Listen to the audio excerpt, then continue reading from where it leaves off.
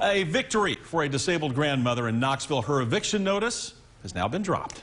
Laurie Myers went to court believing she would be given 10 days to move her trailer. Now, her luck has changed. WATE 6 on your side consumer reporter Don Dare told you about her case on Monday.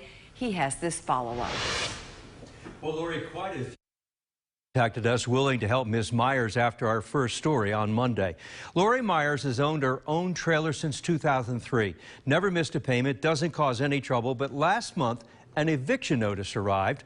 When the 60-year-old grandmother's health started failing, she couldn't keep up her place and ended up in violation of park rules.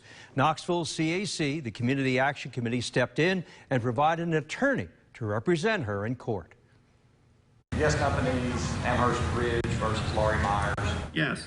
We've reached, we think, a resolution on that. Laurie Myers, a disabled grandmother, will not be evicted from her mobile home park.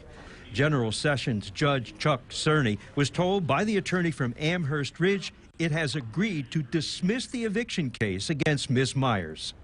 My stress level is going to go down. I'll be able to stay in my home. This alone is unsafe. As we told you 2 days ago, Laurie Myers, a former nurse, suffers from heart disease and struggles to walk. Her income is Social Security disability. She's lived alone in this single-wide trailer for 18 years at Amherst Ridge Mobile Home Park in Knoxville. In June, Ms. Myers found this notice left on the windshield of her car, warning her to complete a number of home repairs because she was in violation of Yes Community's guidelines for community living. Her grass was too high, her porch was cluttered, the roof to her home needed to be sealed, and there were other cosmetic issues. She tried, but apparently repairs weren't completed fast enough. So in August, she was served this warrant to appear in court. She was being evicted. I have cried nonstop since July 20th. And then when I got the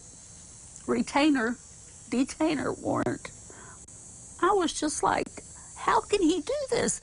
Amherst Ridge and Laurie K. Myers. But in court on Tuesday, to her surprise, Laurie's attorney negotiated a deal with Amherst Ridge.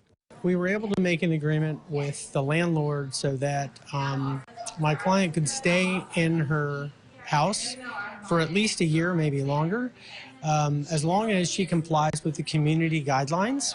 The guidelines will require her to keep her home and property maintained for the next year.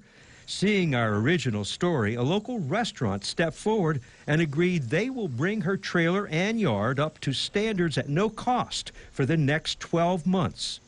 So we're going to take on the physical property maintenance around Miss Myers' trailer, get it all up to snuff. Amherst Ridge agreed to give Miss Myers a normal 12-month lease, not month to month, and may extend the lease beyond next year. The landlord is actually being very reasonable. Like, I see a lot of these cases and not so many landlords who are willing to be reasonable. And so that's a huge win, really, for everybody. I'm just beyond. I don't know what to say other than God works in mysterious ways.